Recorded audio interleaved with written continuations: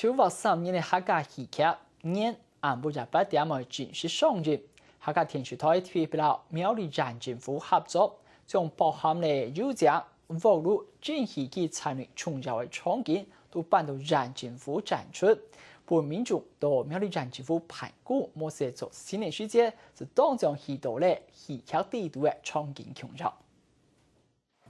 苗栗县政府太天出现老旧巷，湖南判事情的民众触惊下。原来的客家电视台为了宣传年度戏剧年，特别同县政府合作，同戏度添有代表性的场景公开展示。那苗栗县政府的一流啊，做了表达的那个年日的戏剧的一些意向啦吼，跟所有来县政府办公的所有乡亲啊，能够了解个戏剧的体育的内容，我来看个体育。年主要是讲客家老祖公来台开垦，攞出亚洲第一届游乡的故事。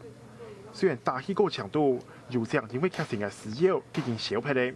不过为了本民众先了解老祖公係用船法石油，劇組特別做了個縮細版嘅遊鄉，為鄉親起到真新鮮。我又沒想，我係唔是也帶回來給他看的呢？就是一個機會教育啦，說以前老人家是怎麼樣哈，這個打井很辛苦，這叫小孩子說就是一種教學就對了。後生嘅人讓提講，哦，你啊喺擺打油漿一樣嘅打，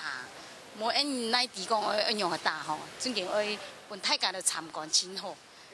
這出戲為到27暗夜8點播出，戲度真多場景攏係到苗栗翕嘅，